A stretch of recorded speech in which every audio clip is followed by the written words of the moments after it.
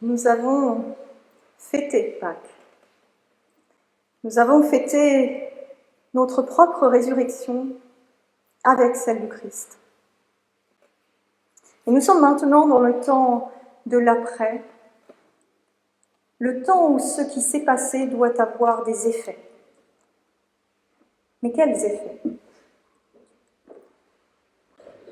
Que signifie dans notre quotidien, dans notre vie telle qu'elle est, d'être ressuscité avec le Christ ?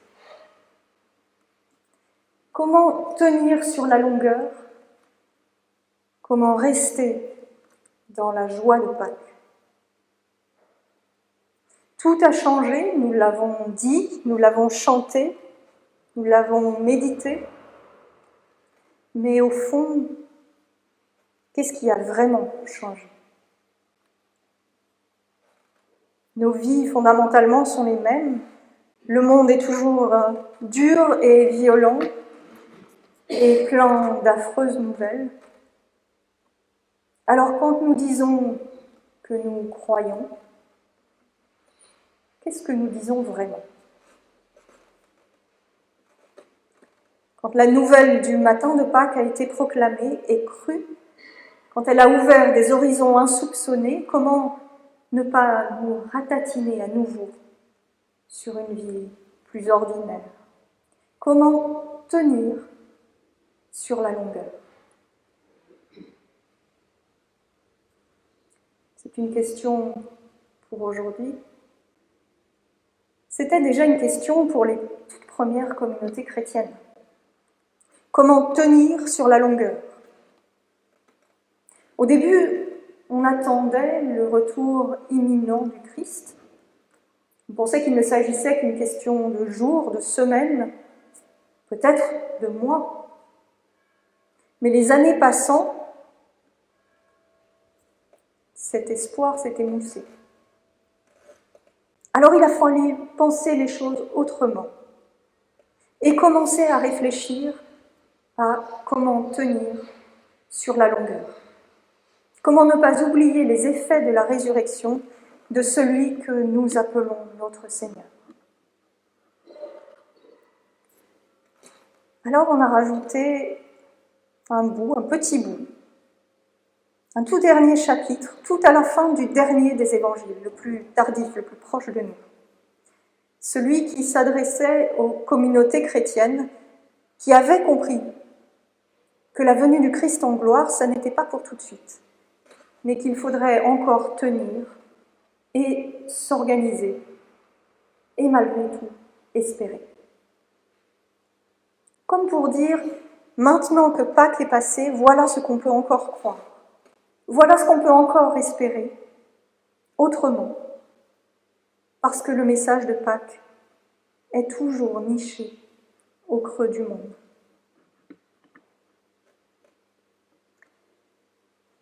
Alors on nous parle d'un Christ qui est toujours là, toujours là. Il n'est pas parti loin de nous, il est sur le rivage. Vous avez peut-être remarqué qu'il n'embarque jamais. Il reste sur la rive, et pas la rive opposée, mais celle dont on vient, la même que nous, de ce côté-ci de notre monde. Il n'est pas parti très loin, on peut peut-être le dire comme ça, parce qu'il reste cette parole sur la rive qui vient nous interroger, qui vient faire une différence. Quand nous croyons qu'il est très loin, il vient nous surprendre en étant juste là.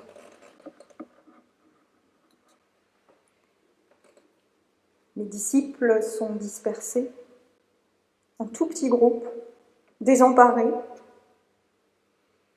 qui ne sait plus très bien comment vivre ce temps d'après Pâques, et qui retournent à leur quotidien.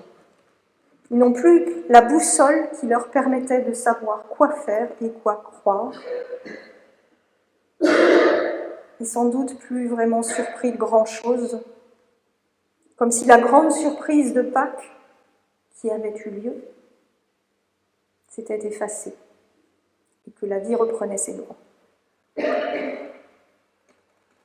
C'est dans cette vie-là, pourtant une vie redevenue ordinaire, que le Christ surgit à leur côté.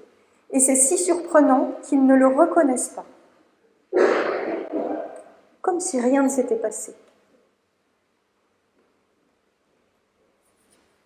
C'est au bord du découragement qu'il surgit. Lorsque les filets restent vides, lorsque nous avons espéré trop de fois et que rien ne se passe. Mais il reste si surprenant, ce Christ-là, que sur la foi d'une parole de sa part, alors que nous avions lancé le filet des dizaines, des centaines de fois, nous le lançons à nouveau et que cette confiance change tout. C'est la parole d'un inconnu sur le même rivage que nous. Une parole qui vient décaler un petit quelque chose dans notre quotidien et faire la subtile différence qui change tout. Parce que c'est une parole fraternelle. La parole de quelqu'un qui a connu la même humanité que nous. C'est une parole à la fois familière et étrange. Elle s'adresse à nous dans notre ordinaire tel que nous sommes, et pourtant, elle vient faire résonner un autre monde au cœur du nôtre. C'est une parole qui vient ouvrir des possibles là où nous ne les voyons pas. Et ça nous fait lancer le filet encore une fois, juste sur la foi de cette parole-là.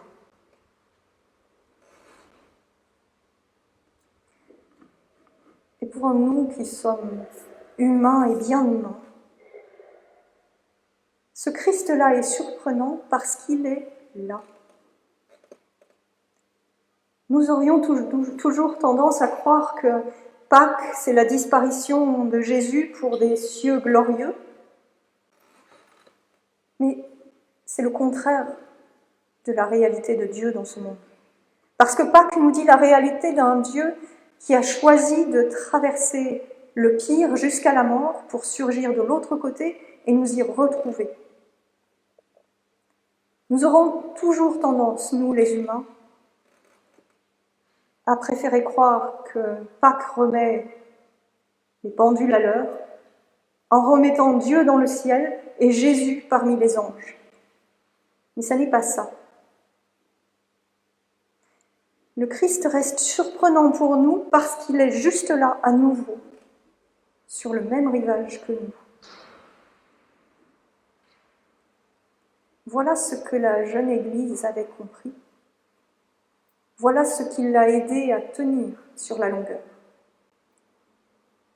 Voilà ce que nous pouvons comprendre à notre tour.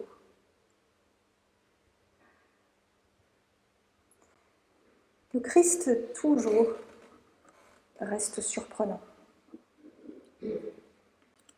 Surprenant aussi parce qu'il vient nous tendre une main fraternelle. Au lieu de nous donner, il en appelle à notre fraternité. À chaque fois que dans notre vie, une main fraternelle s'est tendue vers nous, à chaque fois qu'une parole a ouvert de nouveaux horizons, d'une certaine façon, le Christ était là. Mais surtout, à chaque fois que dans nos vies, nous avons eu ce geste fraternel, que nous avons prononcé les paroles qui font la différence, le Christ était là. Il est surprenant parce qu'il ne nous donne pas à manger en première intention, non, d'abord, il réclame à manger. Là encore, dans notre imagination, il est celui qui multiplie les pains, celui dont nous attendons tout. Mais cette demande vient ouvrir autre chose. Vous n'auriez pas quelque chose à manger? Il dit les mots de tous les réfugiés du monde, de tous ceux qui n'ont plus l'élémentaire dignité de pouvoir se nourrir tout seuls. Il prend le parti d'une parole qui quémande, qui bouscule parce qu'elle vient nous demander le partage. Alors les disciples relancent les filets, pas pour eux cette fois, mais pour lui. Chaque fois que dans notre vie nous reprenons courage sur la foi d'une parole, ça n'est jamais pour nous ratatiner sur nous-mêmes, mais pour partager notre manque. Et c'est finalement ainsi que nous recevons l'essentiel, c'est ainsi que nous pouvons vivre de ce que nous avons reçu.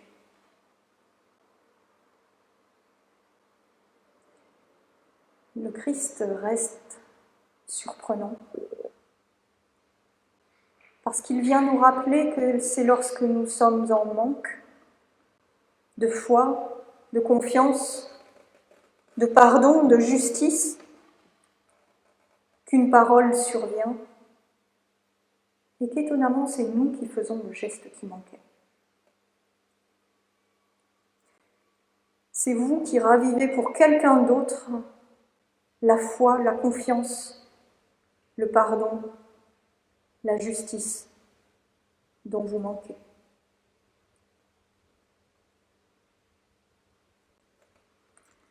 Enfin, le Christ est surprenant parce qu'il vient nous dire que Pâques, ce n'est pas la fin de tout. Pâques, c'est le début de l'aventure avec lui. C'est le début d'une résurrection qui survient pas comme une attente, pas comme un dû, mais comme un cadeau inattendu, comme un bout de pain partagé. C'est le début d'un autre regard sur le monde, que nous pouvons aimer nous aussi, tant il a été aimé par Dieu. Il n'est pas très beau, ce monde. Il manque de justice et de paix et de pardon. Mais il est aimé. Et nos vies, peut-être, ne sont pas très belles et manquent sans doute, elles aussi, de pardon, de justice et de paix. Mais nos vies sont aimées. C'est dans notre vie telle qu'elle est, c'est dans notre monde tel qu'il est, que le Christ survient sur le rivage et vient entamer la conversation. Discuter avec nous. Parce qu'il y a une suite à ce texte. Un autre tout petit bout accolé à ce morceau supplémentaire, un dialogue entre le Jésus ressuscité et Simon-Pierre, celui qui pourtant l'avait trahi 3 fois. Celui qui prend les choses en charge, mais qui au fond est aussi perdu que les autres. Voilà ce petit bout de texte. Après le repas, il dit à Simon-Pierre, « Simon, fils de Jean, est-ce que tu m'aimes pour de vrai, plus que ces autres ?» Il répond, « Oui, Seigneur, tu sais bien, tu sais mon amitié. » Alors Jésus lui dit, « Eh bien, prends soin de mes agneaux. » Il lui dit une seconde fois, « Simon, fils de Jean, m'aimes-tu d'amour vrai ?» Et Pierre lui répond, « Oui, Seigneur, tu sais mon amitié. » Et Jésus lui dit, « Sois le berger de mes moutons. » Il lui dit pour la 3e fois, « Simon, fils de Jean, es-tu seulement mon ami ?» Pierre est triste qu'il lui demande 3 fois, « Es-tu mon ami ?» Et lui répond, « Mais Seigneur, tu sais tout. Tu le sais bien, toi, que je suis ton ami. » Jésus lui dit, « Prends soin de mes moutons. »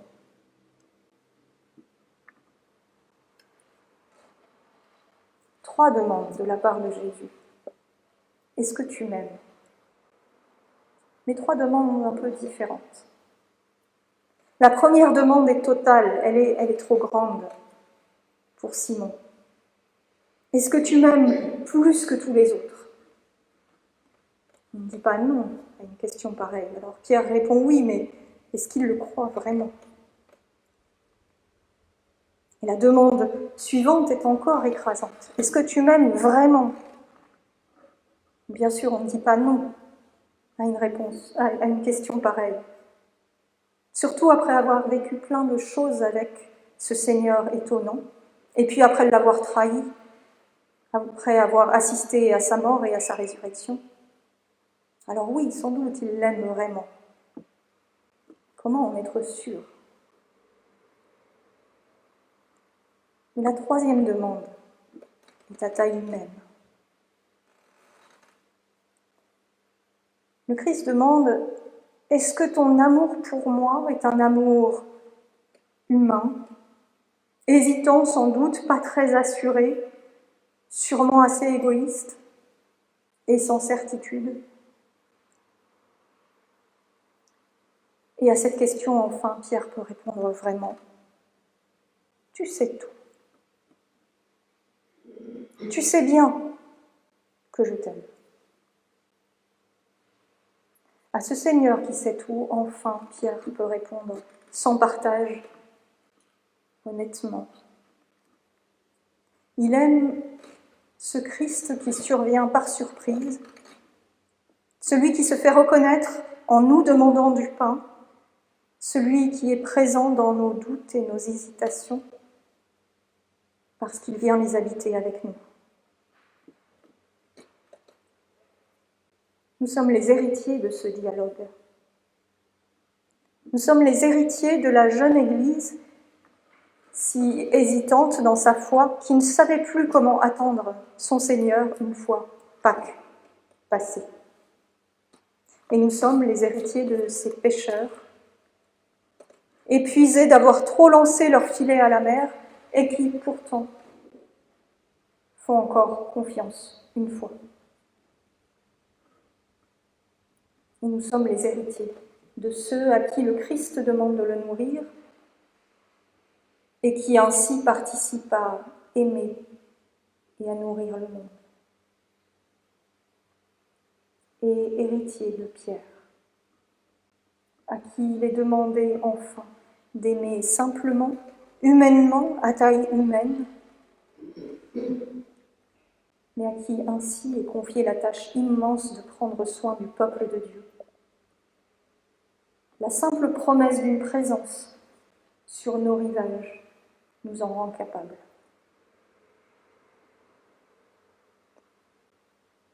Nous sommes ces héritiers à qui le Christ, toujours surprenant, dit depuis tant de générations: va leur dire que je les attends, que je suis déjà en chemin. Va leur dire que mon amour les accompagne à chaque instant de leur vie. Va leur dire que dans un regard échangé, dans une parole vraie, je suis. Va leur dire que mon secours leur est acquis, que ma main soutient chacun de leurs pas. Va leur dire que leur sécurité repose dans ma confiance. Ainsi nous parle à tous et à chacun notre Seigneur. Amen.